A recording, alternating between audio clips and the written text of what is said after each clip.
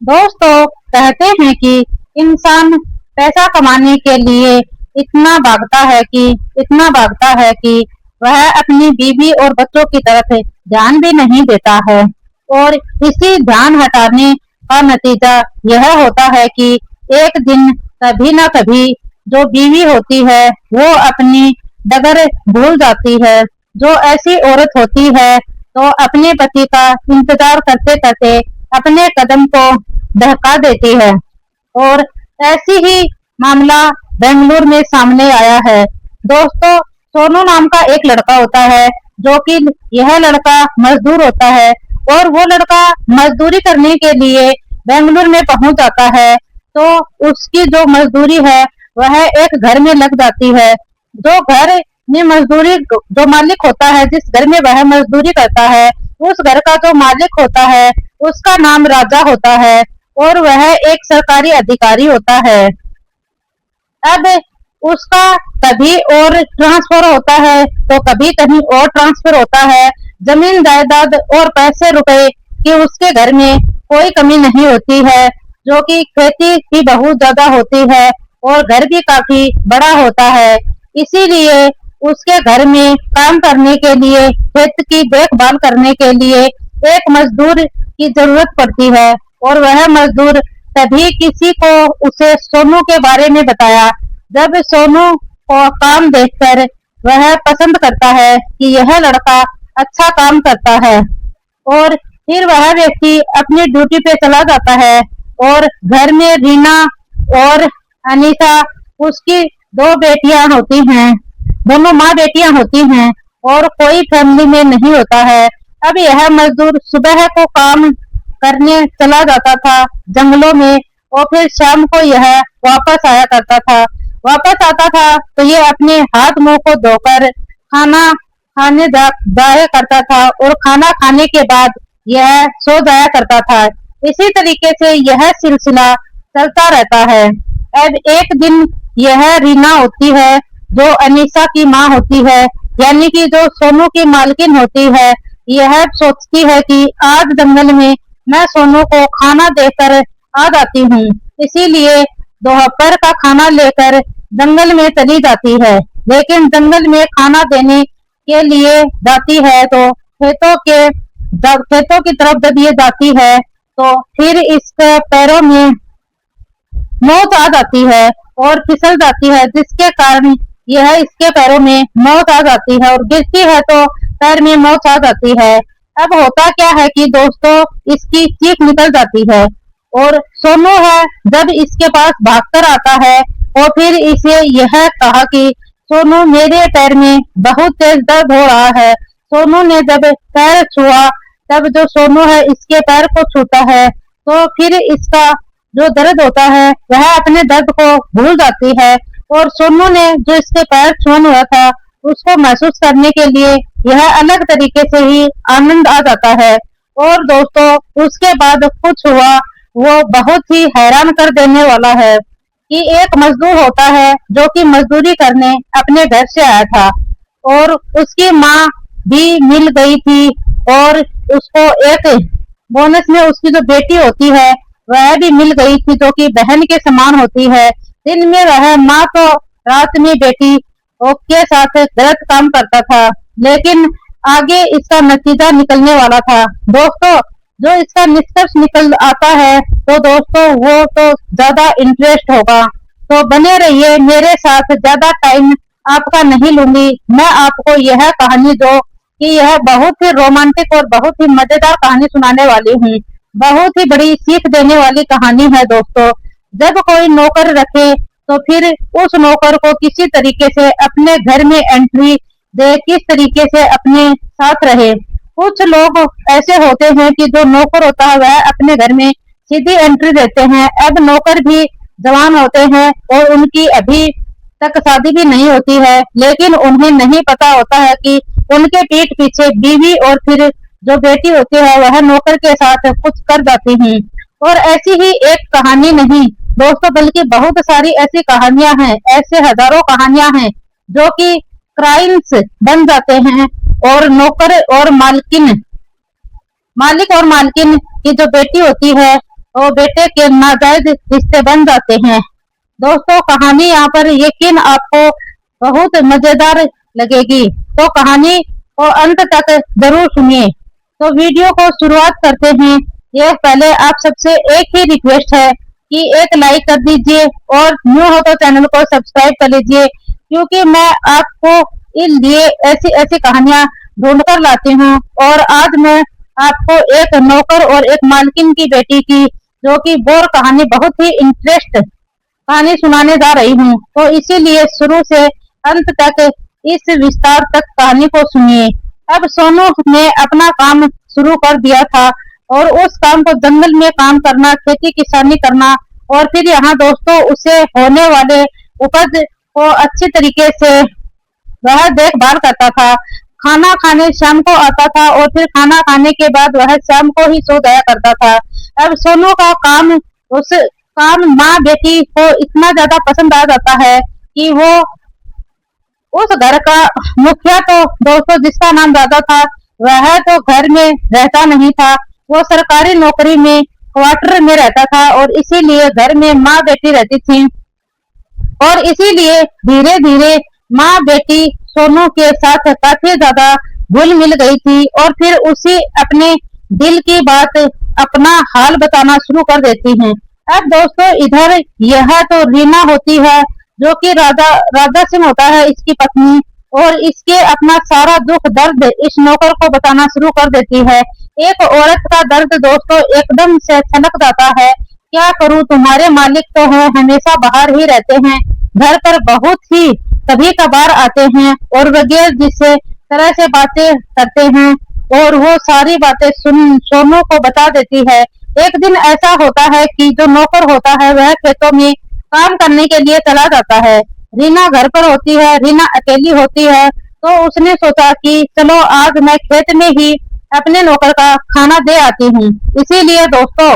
इसने नौकर का खाना लेकर यह खेत में चली जाती है, जंगल में चली जाती है, और फिर वहां पर अपना जो नौकर होता है वह मेड के ऊपर बैठा हुआ था, और उसी मेड के ऊपर इसका पैर है वह मुड़ जाता है और फिर वो वहीं पर गिर जाती है। और फिर गिरती है तो वह चीखना चिल्लाना लग जाती है, पैर में दर्द हो रहा है, ना जाने पैर में क्या हो गया। अब सोनू है वह भागता हुआ दौड़ता हुआ इसके पास पहुंचता है, आकर देखता है कि जो मालकिन है वह गिर गई है। अब जो मालकिन है उसके पास मालकिन की जो साड़ी होता है, साड़ी का पल्लू होता है, उससे वह ऊपर से उठाता है और उठाकर अपने पैर के ऊपर जो दर्द होता है उस पैर को अपने पैर के ऊपर रख लेता है और सोनू से कहा कि यहाँ कोई मालिक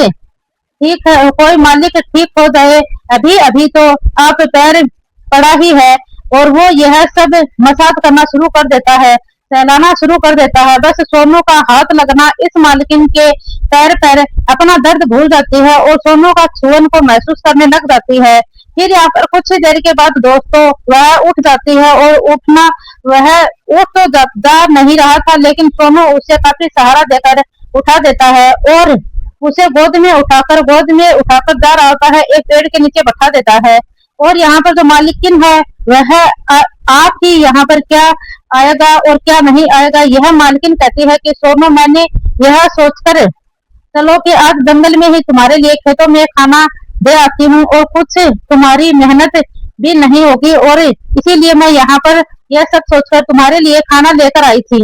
ये यहाँ पर आई हूँ और दरअसल मैं काफी देर तक यह पेड़ के नीचे बैठती है और यहाँ पर बातें करते हैं और फिर वापस आ जाती है। और वापस चले जाने के बाद अब दोस्तों यह सोनू होता है, इसे एक सवारी का इंतजार किया और फिर अपनी जो मालकिन होती है उसे लेकर घर पहुंच जाता है। अब तो मालकिन घर तो पहुंच गई, लेकिन फिर भी उसका रात का टाइम आया, तो फिर रात में वह सोनू को बेडरूम में बुलाया और उससे कहा कि मेरे जो पैर में दोपहर में आपने काफी ज्यादा दर्द हो गया था, लेकिन यह चाहती हूँ कि मैं काढ़ा जो तेल होता है वह कड़ा तेल से मेरे पैर के अंदर तुम मसाज करो। जैसे ही वह तेल से आप उसके पैर में मालिश करना शुरू कर देता है, तो जो मालकिन होती है उसका पैर में मोस्टली उसमें राहत मिल जाती है। और अब वह नौकर होता है उसके तो ज्यादा तजुर्बा हो जाता है और यहाँ पर वह उस चोट को ठीक कर देता है। तो फिर यहाँ पर जो मालकिन होती है उसके पैर की जो मालिश करना शुरू कर देता है। और दोस्तों जो मालकिन होती है वह इसका मन बन जाता है और मूड बन जाता है, और मूड इस तरह बनता है कि वो कुछ उन्हें छूने का और अलग तरीके से महसूस करना शुरू कर देती है, क्योंकि उसका पति था, उसके साथ वह काफी समय से वह कुछ भी नहीं कर रहा था, और इसीलिए वह बहुत दिनों से यह बर्दाश्त किए हुए थी, क्योंकि उसका जो पति था राजा, अब दोस्तों वो काफी काफी दिनों तक, महीनों के बाद आता था, और इसीलिए जो मालकिन रीना होती है वह अपने इस पति से तरस जाती है। और जब इसे कुंवारा सोनू का हाथ अपने शरीर पर लगता है तो वह महसूस किया कि फिर वह इसे उकसाना शुरू कर देती है, जवान होता है, और उमंग सी जो होती थी वह लेने लग जाती है। और फिर इसने अपने नौकर होता है उसके ऊपर खींच लिया, और नौकर सोनू होता है वह अपनी हद पाता था, और इसीलिए जो मालकिन होती है वह रोक नहीं लगाती है, और अब वह सीधे तरीके से कह रहा है कि मालकिन को बस यह चोट लगी है और इसीलिए मैं आपको मालिश कर रहा हूँ। लेकिन मन में अपनी जो मालकिन है के लिए कुछ न कुछ भी नहीं था। लेकिन जब यह मालकिन को बदलते उसके तेवर को देखना, और यहाँ पर मालकिन ने तो सोनू का हाथ पकड़कर अपने ऊपर खींच लिया था। सोनू था वह दोस्तों एकदम से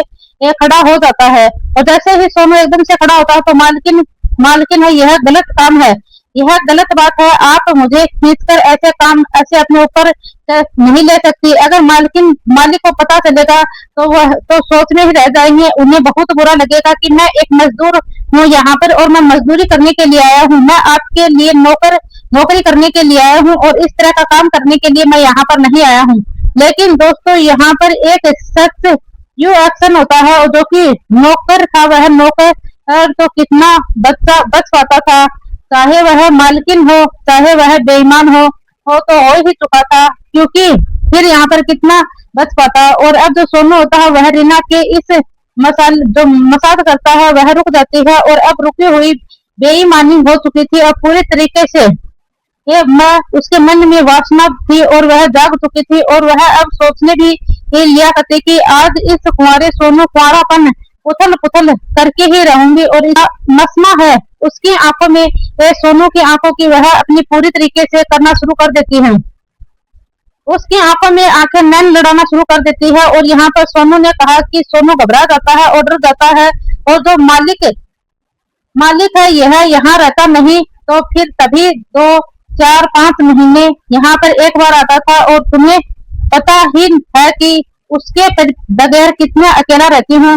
और आज तुम मेरा यह ख्वाहिश भी पूरी कर लो, फिर तुम जो चाहोगे मैं तुम्हें वो देने के लिए तैयार हूँ। कितने पैसे लोगे तो अपने पति का दर्जा मैं तुम्हें दूंगी, और तुम्हें कभी भी किसी भी काम के लिए मना नहीं करूंगी, अच्छे अच्छे तरीके से तुम्हारी देखभाल करूंगी, और तुम्हें पैसे भी दूंगी, और अपने घर में भेजने के लिए भी अच्छे पैसे दूंगी। अब जब सोनू यह बात सुनता है तो मालकिन को उसे खाने पीने के रुपए हर चीज के लिए उसे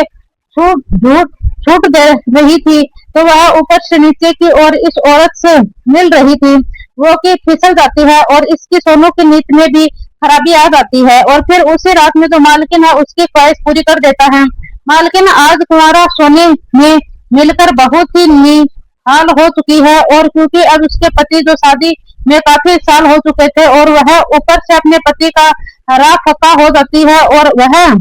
सुख नहीं दे पाता है, और आज बड़ी मुसीबतों के बाद सोनू मिला है उसे, और इसीलिए वह सोनू की दीवानी हो जाती है, और सोनू की दीवानी हुई। अब यह आए दिन अपने भी उस मन होता है तो सोनू के पास बुला लिया करती थी, और फिर रात भर सोनू के साथ अपना वक्त बिताया करती थी। अब मालकिन और नौकर के बीच में यह वासना का खेल शुरू हो जाता है। और फिर यहाँ पर जो अनीसा होती है दोस्तों, वो भी अब जवान हो चुकी थी, लेकिन उसकी माँ थी, वह रात में क्या करती थी अनीसा इस बारे में कुछ नहीं जानती थी, और वह इतना जरूर महसूस हो गया था कि कभी कभी उसकी माँ है वह उसके पास बैठकर दूसरे कमरे में चली जाती है, और उसे महसूस किया करता था कि यह पहले कभी ऐसा नहीं होता था, और उसकी माँ वह उठकर उसी के पास से दूसरे कमरे में जाकर सो गई थी। और आखिरकार यह मामला क्या है और क्या हो रहा है क्या नहीं हो रहा है, एक दिन की रात होती है, एक दिन अनीसा की आंख खुल जाती है, तो फिर अनीसा है वह अपनी माँ के पास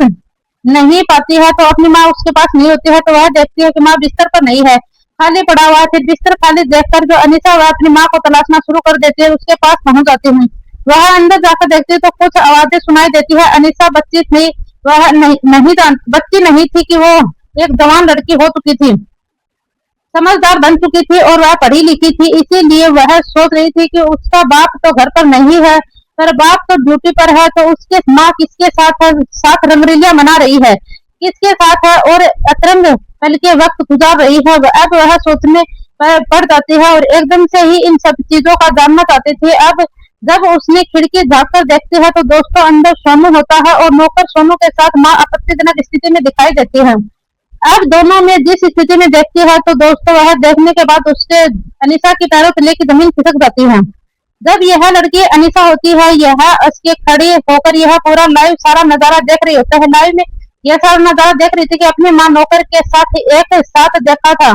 और कि यहाँ पर यह जवान लड़की थी। फिर इसके अंदर भी वह जोश मारने लग जाती है और फिर इसका मन बेईमान हो जाता है और यहाँ पर इसका मन में भी विचलन शुरू हो जाती है। लेकिन जैसे तैसे करना यह लाइव टेलीकास्ट करके वहां से यह वापस आ जाती है और कमरे में आकर लेट जाती है। अब जब सुबह होती है तो दोस्तों सुबह होने के बाद इसकी माँ होती है, वो रात के 2 दफा अपने नौकर के साथ जो वक्त गुजारा था, इसके बाद सुबह होते ही पहले वह बेटी के पास आकर लेट जाया करती थी और उसी दिन यही हुआ था। वह बेटी के पास आकर सो गई थी, लेकिन आज जो बेटी थी वह जाग रही थी। आज नींद नहीं आ रही थी। रात भर उसके मन में भी उथल पुथल चल रही थी और उसके मन में उथल पुथल चल रही थी और जो उसके मन में कहीं ना कहीं ये बेईमानी आनी शुरू हो गई कि नौकर को लेकर अब नौकर और अपनी माँ को एक साथ देखकर उसमें ऊपर भी कुछ अलग भूत सवार हो जाता है। और जिस तरह से माँ की ख्वाहिश नौकर ने पूरी की थी, उसके मन में भी बेटी के मन में भी वही विचरण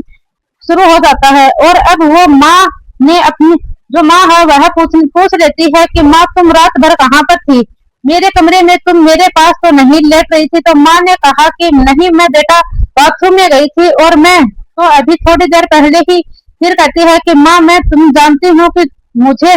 सब कुछ पता चल गया है कि मुझे तुमने सच सच नहीं बताया, तो मैं पापा को सारी बात कह दूंगी। अब क्या बात है कि सच्चाई बतानी पड़ती है और यहाँ पर बेटा तुम्हारे पापा तो यहाँ पर रहते नहीं है। मेरा मन है जो कि सोनू होता है, सोनू को देखकर बेईमानी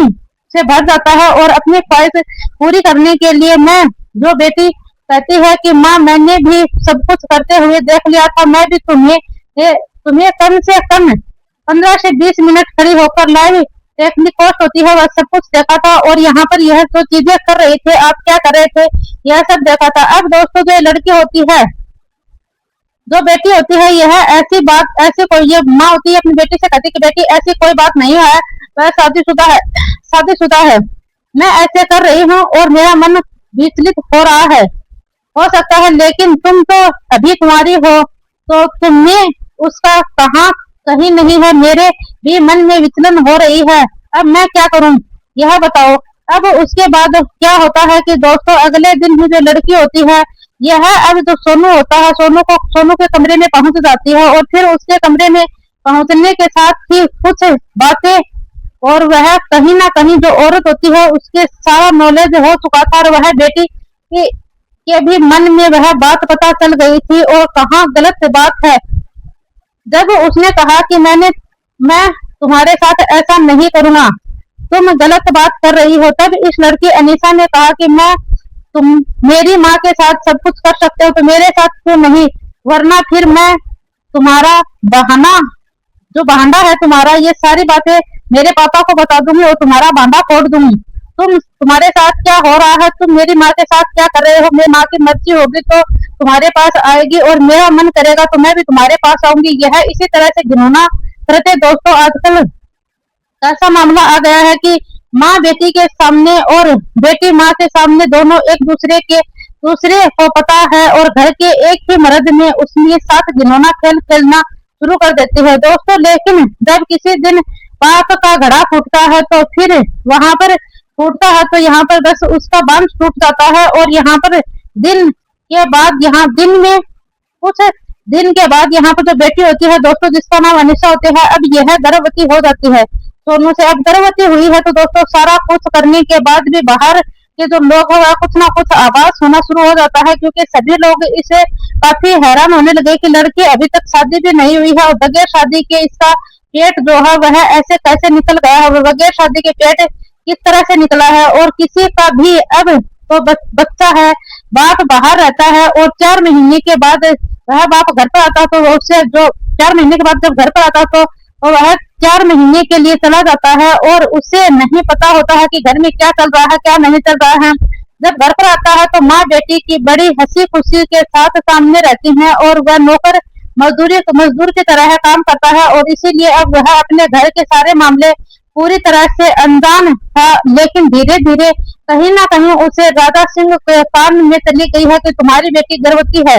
अब उसके पैरों तले की जमीन खिसक गई और अब वह घर पर आया और अपनी बेटी को जाकर पूछताछ करना शुरू किया कि तुम्हारे ये पेट के अंदर पाप किसका है, वो कौन है जिसके साथ तुमने मुंह काला किया। और बेटे ने बताया कि मैंने तो किसी और के साथ नहीं किया, बल्कि हमारा जो नौकर है उसके साथ ही किया और सारा कुछ किया। उसे यह बच्चा है मेरे पेट में पड़ गया। और दोस्तों होता क्या है कि इसे यहाँ पर मारा जाता है, पीटा जाए और यहाँ पर चाहे कुछ भी हो जाए, फिर राजू को बुलाया जाता है और अनीता की शादी हो जाती है। और अब राजू के साथ उसे शादी करा दी जाती है और फिर उसके शादी करवाने के बाद यह वापस अपने गांव भेज दिया जाता है। और इस गंदगी को लेकर तुम अपने साथ चले जाओ। और अब यहाँ से दोस्तों होता है कि यह जो मामला होता है, जब राजू अपने गांव में आता है तो अब गांव में जाने के बाद उसके पास वापस उसका ससुराल आता है, कभी कभी वह आता था जाता था। और इसीलिए जो सास होती है दोस्तों वह भी राजू को कुछ आदत लग गई थी और उसे छोड़ना नहीं चाहती थी, इसीलिए राजू को वह यह उसको भी वह फर्क पड़ने लग जाता है और फिर वह घर पर बुला लिया करती थी। वह एक दिन राजू घर पर रहता था और उसी दिन वह ड्यूटी पर जिस राजा सिंह है वह आया करता था और यहाँ पर राजा होता था वह दोस्तों उसकी जो पत्नी होती है जिसका नाम रीना होता है, वह हमेशा अपने दामाद को घर पर बुला लेती थी और यहाँ पर यह जाकर जो मौज मस्ती कर लिया करती थी। लेकिन बीच में ही राजा राज सिंह होता है उसकी नींद खुल जाती है। जब वह कमरे से बाहर देखता है तो जाकर देखता है कि दामाद के कमरे में कुछ अजीब तरीके से आवाज आ रही है और उसका जो पत्नी ही लोग है वह भी बेफिक्र होकर सो रही थी और पति है वह नशे में इसलिए था कि उसके बेफिक्र नींद नहीं थी और यहाँ पर मस्ती कर रही थी। लेकिन बीच में ही राजा की नींद खुल जाती है। जब वह देखता है तो सब कुछ तो उसके बर्दाश्त नहीं रहता है और फिर दोनों की वहीं पर सरकारी एक रॉयल